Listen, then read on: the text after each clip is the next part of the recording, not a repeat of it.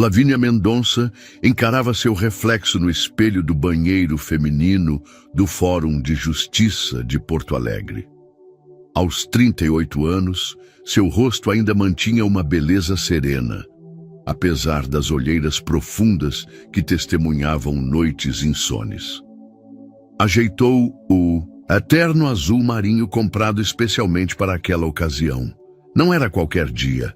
Era o dia em que enfrentaria Tadeu Vasconcelos, seu marido por 12 anos, no tribunal de divórcio. 12 anos. Uma eternidade vivida entre sonhos despedaçados e tentativas frustradas. 12 anos esperando por um filho que nunca veio, enquanto as acusações de Tadeu cresciam junto com seu desprezo. Você não é mulher completa, ele dizia nos últimos tempos, quando chegava tarde da clínica odontológica onde era sócio majoritário. Lavínia respirou fundo. Como farmacêutica bioquímica, sempre confiou na ciência. Os exames médicos, que indicavam sua perfeita fertilidade, estavam guardados em sua pasta. Mas Tadeu recusava-se a fazer os dele, transferindo toda a culpa para ela, humilhando-a em jantares de família, em conversas com amigos.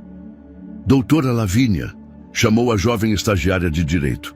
Doutora Cecília pediu para avisar que estão te aguardando na sala 3. Cecília Pimentel era sua advogada e amiga desde os tempos da faculdade. Foi ela quem convenceu Lavínia a investigar o marido depois que uma funcionária da farmácia onde trabalhava comentou despretensiosamente ter visto Tadeu entrando em um motel da Zona Norte com uma mulher loira. O que Lavínia descobriu foi muito pior que uma simples infidelidade. Havia um esquema financeiro, uma outra vida e um segredo médico que explicava por que, após tantas tentativas, nunca conseguiram ter um filho. Um segredo que Tadeu manteve por todos aqueles anos, enquanto culpava exclusivamente a esposa. Ao caminhar pelo corredor do tribunal, Lavínia sentiu um frio no estômago ao avistar os cabelos grisalhos de seu sogro, Arnaldo Vasconcelos, patriarca de uma das famílias mais influentes da cidade. Ao lado dele, sua sogra Dulce evitou seu olhar. Ironicamente, foi justamente Dulce quem, sem querer, forneceu a última peça do quebra-cabeça, ao mencionar um procedimento médico que Tadeu fizera na adolescência. Está pronta? Perguntou Cecília, tocando seu ombro. Estou pronta para acabar com essa farsa de uma vez por todas. Lavínia entrou na sala com o queixo erguido. Tadeu já estava lá, com seu advogado caríssimo. Por um segundo, seus olhares se cruzaram, e ela pôde ver a confiança arrogante no rosto do homem que um dia a amou. O senhor não pode falar desse jeito com a requerente. A voz da juíza doutora Berenice Santiago ecoou pela sala quando Tadeu, vermelho de raiva, apontou o dedo para Lavínia após ela questionar a divisão de bens. Essa mulher quer metade do que construí sozinho, vociferou ele. Quando nos casamos, ela não tinha nada além daquele diploma pendurado na parede. Lavínia observava a cena com uma estranha calma. Durante anos, aquelas explosões de Tadeu a deixavam em pedaços. Agora, era como assistir a um filme previsível, onde já conhecia cada cena. O doutor sabe muito bem que a clínica odontológica foi expandida durante nosso casamento, com investimento da minha parte, respondeu Lavínia sem alterar o tom. O dinheiro que economizei trabalhando em 2 empregos enquanto você construía seu império? Tadeu sorriu com desdém. Dinheirinho de farmacêutica? Metade do que tenho. Por favor. E ainda por cima sem me dar nem mesmo um filho. Foi quando o advogado de Tadeu tentou acalmá-lo, sussurrando algo em seu ouvido. Mas era tarde demais. Tadeu se levantou, trêmulo. 12 anos, meritíssima. 12 anos tentando ter um filho com essa mulher seca. Um silêncio mortal tomou conta da sala. Cecília apertou a mão de Lavínia sob a mesa. Nem para me dar um filho ela serviu. bradou Tadeu, enquanto seu advogado tentava desesperadamente fazê-lo se sentar. Lavínia sentiu todas as humilhações daqueles anos se acumularem em sua garganta. As festas de família, onde tias perguntavam sobre crianças. Os olhares de pena, os comentários velados sobre adoção. As noites em que Tadeu virava de costas na cama, culpando-a pelo fracasso do casamento. Foi quando Dulce, mãe de Tadeu, entrou na sala do tribunal, seguida por uma jovem loira de aproximadamente 25 anos. Carregava um bebê de colo. "Dulce, o que você está fazendo?" perguntou Arnaldo, levantando-se bruscamente. Tadeu congelou ao ver a cena. Seu rosto empalideceu, enquanto a jovem caminhava até Lavínia e colocava uma pasta em suas mãos. "Sinto muito", disse a moça, com lágrimas nos olhos. "Ele me disse que era separado." Lavínia abriu a pasta enquanto o juiz exigia explicações. Ali estavam os exames confirmando a paternidade de Tadeu. O filho que ele teve com Bruna, sua assistente na clínica. O filho que ele escondeu por quase um ano, enquanto continuava a culpar Lavínia pela ausência de crianças no casamento. "Meritíssima, tenho mais documentos para apresentar", disse Cecília, entregando uma pasta à juíza. "Exames médicos do requerente que comprovam que ele realizou uma vasectomia há 15 anos, antes mesmo de conhecer minha cliente. Vasectomia que ele manteve em segredo durante todo o casamento. O tribunal inteiro parecia ter parado no tempo. A juíza Berenice olhava os documentos com uma expressão severa, enquanto Tadeu, lívido, permanecia de pé, com a boca entreaberta, como se as palavras tivessem fugido. "Isso não pode ser verdade", murmurou ele finalmente. "Esses documentos são falsos." Lavínia se levantou lentamente. As lágrimas que antes escorriam por seu rosto haviam secado. Anos de humilhação pública tinham finalmente encontrado seu fim. "O problema sempre foi você, Tadeu", disse ela, com uma voz clara que ecoou pela sala. "Não apenas por ser estéril e esconder isso de mim, mas por me culpar todos esses anos." Tadeu cambaleou, apoiando-se na mesa.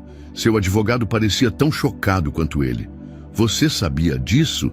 A juíza perguntou diretamente para Arnaldo, que mantinha os olhos baixos. Foi apenas uma precaução", balbuciou o patriarca dos Vasconcelos. "Tadeu era jovem, herdeiro único. Não queríamos que alguma oportunista." Dulce interrompeu o marido. "Chega de mentiras." "Arnaldo", exclamou com a voz embargada, "nossa nora sofreu por 12 anos, enquanto vocês dois mantinham esse segredo absurdo. Foi quando Bruna, a jovem loira, deu um passo à frente. Doutor Tadeu me disse que a esposa não podia ter filhos e que eles estavam separados. Quando descobri a verdade, ele me ofereceu dinheiro para sumir com o bebê." A sala explodiu em murmúrios. O advogado de Tadeu pediu um recesso, claramente percebendo que o caso estava perdido. Mas a juíza negou. "Senhor Vasconcelos, o senhor não apenas cometeu adultério, mas falsificou documentos médicos, mentiu em juízo e, pelo que estou vendo nestes registros bancários, desviou bens do casal para contas particulares. Isso pode resultar em processos criminais." Tadeu caiu de joelhos, olhando para Lavínia com desespero. "Eu posso explicar. Eu não queria te magoar." Lavínia não sentiu compaixão. Aquele momento revelador não trazia alegria, apenas a confirmação de que perdera anos preciosos de vida, acreditando ser menos mulher por não conseguir engravidar. "Quero o divórcio e metade de tudo", disse ela firmemente. "E quero que seja registrado que você, um cirurgião dentista, falsificou exames médicos para me fazer acreditar que eu era infértil." Dulce aproximou-se de Lavínia e, para surpresa de todos, tomou suas mãos. "Minha filha, sei que não tenho direito de pedir nada, mas quero que saiba, esse netinho não tem culpa. Se um dia você puder perdoar." Os olhos de Lavínia se encheram de lágrimas novamente. mas dessa vez eram diferentes. Olhou para o bebê nos braços de Bruna, inocente, como ela mesma fora um dia. 6 meses se passaram desde o fatídico dia no tribunal. A vida de Lavínia havia mudado completamente. O divórcio foi finalizado em tempo recorde, com a justiça determinando a divisão igualitária dos bens, incluindo 50% da clínica odontológica. Tadeu tentou recorrer, mas a evidência de suas mentiras e fraudes era irrefutável. Numa tarde de outono, Lavínia caminhava pelo Parque da Redenção quando avistou um rosto familiar. Bruna empurrando um carrinho de bebê sob as árvores amareladas. Seu primeiro impulso foi desviar o caminho, mas algo a fez seguir em frente. "Olá", disse Lavínia, aproximando-se cautelosamente. Bruna enrijeceu ao reconhecê-la, mas não fugiu. "Doutora Lavínia, eu sinto muito por tudo." Elas se sentaram em um banco. O pequeno Benício, agora com quase 1 ano, balbuciava alegremente, alheio ao passado turbulento que conectava as duas mulheres. "Como você está se virando?" perguntou Lavínia, notando as olheiras no rosto da jovem. "Estou trabalhando meio período em outra clínica. Tadeu paga a pensão, mas..." Bruna hesitou. "Ele nunca vem ver o filho." Lavínia não se surpreendeu. O Tadeu que conhecera por 12 anos só se importava consigo mesmo. Nas semanas seguintes, algo inesperado aconteceu. Lavínia, que havia utilizado sua parte na clínica para abrir seu próprio laboratório de análises clínicas, ofereceu a Bruna um emprego. A princípio, os funcionários estranharam, mas logo perceberam a dinâmica única que se formava. 2 mulheres reconstruindo suas vidas após serem enganadas pelo mesmo homem. "Por que você fez isso?" perguntou Cecília durante um jantar. "Dar emprego à amante do seu ex-marido." Lavínia bebericou seu vinho antes de responder. "Sabe o que percebi, Cecília? Que também fui vítima de um sistema que coloca nas mulheres toda a pressão e culpa quando não conseguem engravidar. Passei anos me sentindo inferior, defeituosa. Bruna foi usada tanto quanto eu." Foi nesse período que Lavínia conheceu Matheus Santana, um médico geneticista que frequentava seu laboratório.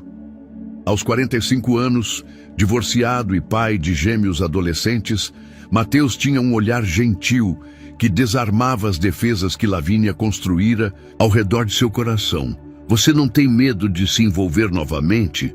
perguntou Bruna certa vez, enquanto organizavam amostras no laboratório. "Tenho pavor", admitiu Lavínia, "mas tenho mais medo de deixar que o que Tadeu fez defina o resto da minha vida."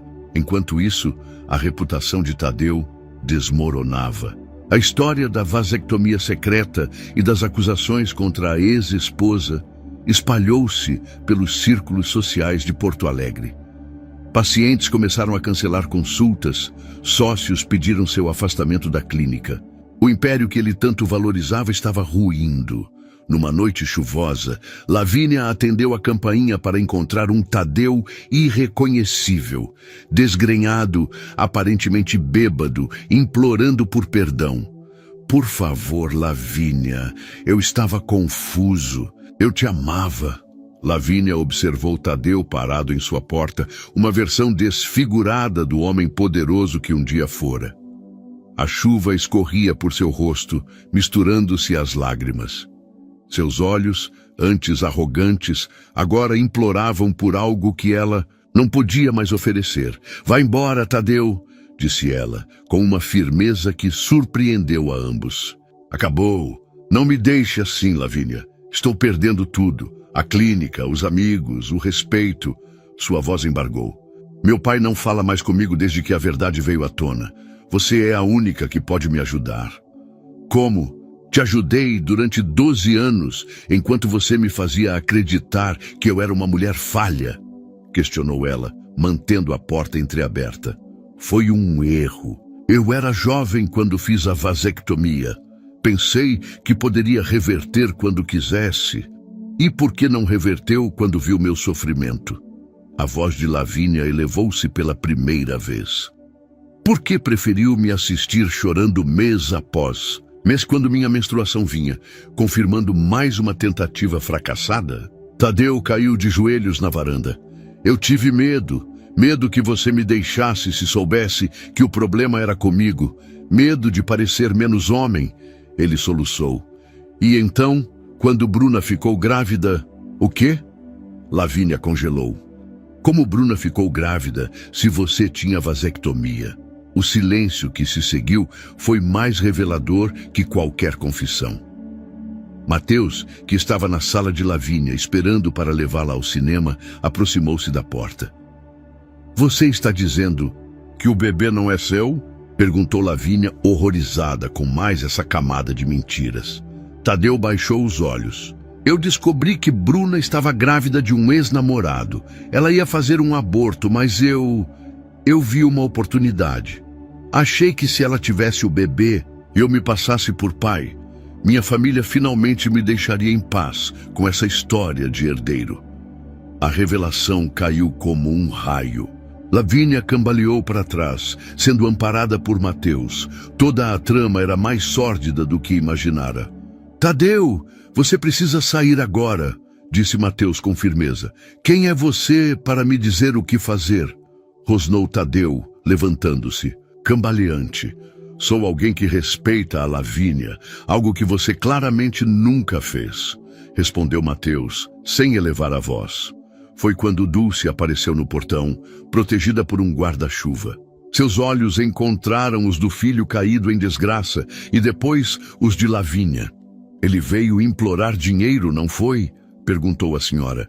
Os credores estão atrás dele. A clínica está à beira da falência depois que os sócios o expulsaram. Tadeu levantou-se cambaleando. Mãe, o que você está fazendo aqui?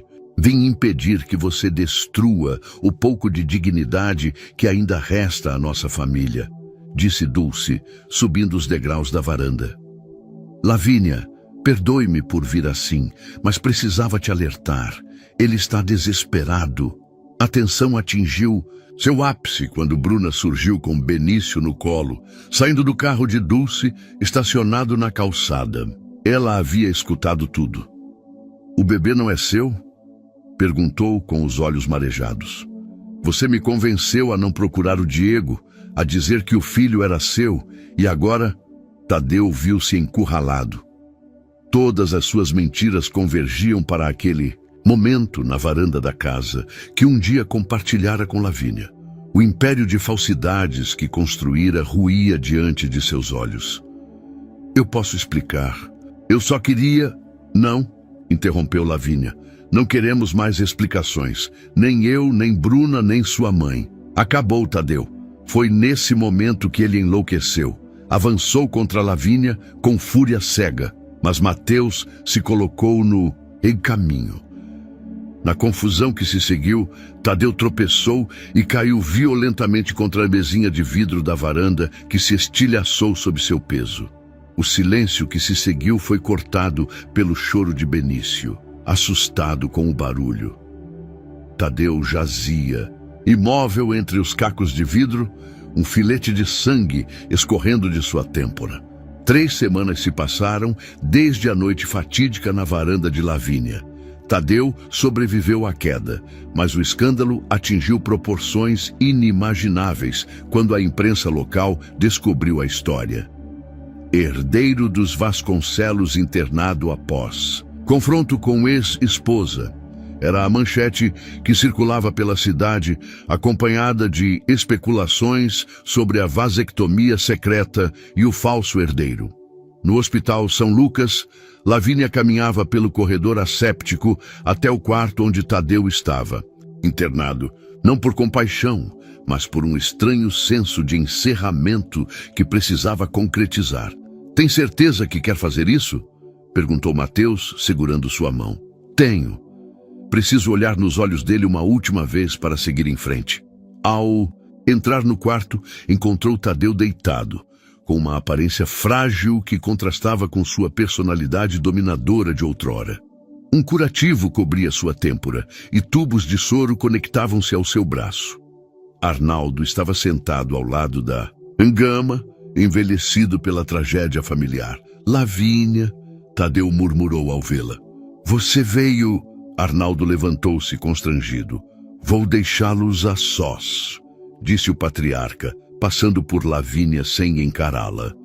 Quando ficaram sozinhos, um silêncio pesado pairou sobre o quarto. Não era o silêncio de inimigos, nem de amantes. Era o silêncio de dois estranhos que um dia compartilharam uma vida. Os médicos disseram que vou me recuperar totalmente. Tadeu quebrou o silêncio. Fisicamente, pelo menos. Que bom, respondeu Lavínia sem emoção. Outro silêncio. Dessa vez, foram as lágrimas silenciosas de Tadeu que o quebraram. Perdi tudo, não foi? Ele disse, mais como constatação do que pergunta. A clínica, o respeito, você, até mesmo um filho que nunca foi meu. Lavínia sentou-se na cadeira deixada por Arnaldo. Por que, Tadeu? Por que manter a vasectomia em segredo todos esses anos? Por que me deixar acreditar que o problema era comigo? Ele desviou o olhar. No início foi covardia. Depois, tornou-se conveniente. Você se culpava tanto que nunca questionava meus horários estranhos, minhas viagens, meus gastos. Sua culpa me dava liberdade.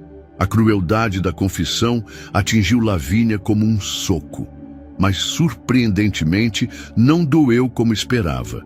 Era como se um tumor maligno tivesse sido finalmente extraído, deixando apenas a cicatriz. Vim te dizer que não vou processar você criminalmente, disse ela levantando-se. Nem pelo que fez comigo, nem pela agressão daquela noite. Não por piedade, mas porque não quero desperdiçar mais nenhum segundo da minha vida com você. Tadeu engoliu em seco. O que vai acontecer com Bruna e... o bebê? Ela entrou com um processo de DNA contra o verdadeiro pai da criança. Parece que ele sempre quis o filho, mas você o impediu com suas mentiras. E ao contrário de você, ele realmente quer ser pai. Lavínia caminhou até a porta, sentindo o peso de 12 anos saindo de seus ombros. No corredor, Mateus a esperava pacientemente. Nas semanas seguintes, a vida tomou novos rumos. O laboratório de Lavínia prosperava e sua relação com Mateus aprofundava-se em um ritmo tranquilo, sem pressa. Ela iniciou também um trabalho voluntário em uma clínica de fertilidade, aconselhando casais que enfrentavam dificuldades para conceber, compartilhando sua experiência e conhecimento científico. Numa tarde ensolarada, Lavínia recebeu uma visita inesperada em seu laboratório. Dulce Vasconcelos, elegante como sempre, trazia uma pequena caixa de madeira entalhada. São as joias da minha avó, explicou a senhora, colocando a caixa sobre a mesa. Deveriam ter sido suas quando você se casou com Tadeu, mas Arnaldo não permitiu. Agora quero que fiquem com você. Dulce, não posso aceitar. Por favor, interrompeu a senhora.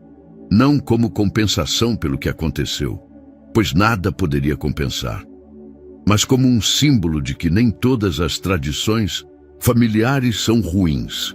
Antes de sair, Dulce acrescentou: Tadeu vendeu a casa e está se mudando para o Nordeste. Disse que quer recomeçar longe daqui. Espero que ele encontre paz, respondeu Lavínia, surpreendendo a si mesma com a sinceridade daquelas palavras. 4 anos depois, o sol de fim de tarde dourava o gramado do amplo jardim da casa de Lavínia e Mateus, no bairro Três Figueiras. Sob a sombra de uma antiga árvore, uma mesa comprida estava posta para o chá de aniversário de 5 anos de Benício. O menino corria pelo jardim, seguido por outros pequenos convidados, enquanto Bruna, agora casada com Diego, o verdadeiro pai da criança, ajudava a Lavínia a distribuir fatias de bolo.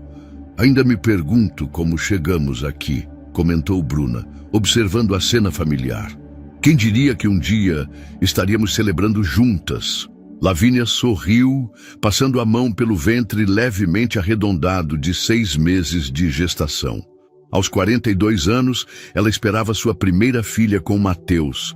concebida naturalmente após terem desistido das tentativas de fertilização in vitro. A vida tem caminhos estranhos, respondeu, entregando um prato para Cecília, que exibia orgulhosamente sua aliança de noivado. Se Tadeu não tivesse sido tão cruel, talvez ainda estivéssemos presos em relacionamentos vazios. Mateus aproximou-se, carregando uma bandeja de refrescos. Nos últimos anos, ele e Lavínia haviam transformado a antiga casa dela em um lar acolhedor, onde frequentemente recebiam amigos e familiares. "Alguma notícia dele?" perguntou Cecília, em voz baixa, referindo-se a Tadeu. "Dulce mencionou que ele abriu uma clínica pequena em Natal", respondeu Lavínia. "Parece que está sóbrio há 2 anos e faz trabalho voluntário em comunidades carentes." Ao longe, viam-se Arnaldo e Dulce Vasconcelos, sentados em um banco do jardim, observando o neto brincando. Após o escândalo, o casal havia se aproximado surpreendentemente de Lavínia, especialmente quando souberam de sua gravidez. Dulce, principalmente, vira naquele bebê a chance de redimir os erros da família. "Acho que ele finalmente encontrou um propósito", comentou Mateus. "Às vezes é preciso perder tudo para descobrir o que realmente importa." Lavínia assentiu, sentindo a filha se mexer em seu ventre. A menina, que se chamaria Aurora, cresceria conhecendo essa história complexa de dor e redenção, não como um conto de vilões e heróis, mas como um testemunho da fragilidade humana e da força necessária para reconstruir-se após a destruição. Quando a tarde começou a dar lugar ao crepúsculo, Lavínia pediu a atenção de todos para um brinde. Com uma taça de suco na mão, ela ergueu-a ao céu avermelhado. "A todos nós que aprendemos que família não é apenas sangue ou nome, é escolha, é compromisso, é amor verdadeiro." Ela olhou para cada rosto ao redor da mesa. "E a Benício, que sem saber uniu nossas histórias de maneiras que jamais poderíamos imaginar." Enquanto as taças se erguiam em celebração, Lavínia sentiu uma profunda gratidão, não pelo sofrimento que vivera, mas pela mulher que se tornara através dele. A mulher seca das acusações cruéis de Tadeu havia se transformado em uma fonte abundante de força, compaixão e vida. Naquela noite, quando todos já haviam partido e ela se preparava para dormir, Lavínia encontrou sobre sua penteadeira um envelope deixado discretamente por Dulce. Dentro havia uma carta de Tadeu, a primeira em 4 anos. "Lavínia, não. Espero seu perdão. Nem o mereço. Escrevo apenas para dizer que sua coragem em expor minhas mentiras me forçou a encarar a verdade sobre mim mesmo. A humilhação pública foi meu purgatório, mas também minha salvação. Soube de sua gravidez e fico genuinamente feliz por você. O universo tem um estranho senso de justiça, não é mesmo? Hoje ajudo pessoas que não podem pagar por tratamento odontológico.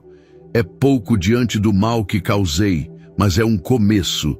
Que sua filha cresça sabendo que sua mãe é a mulher mais forte que já conheci. Tadeu."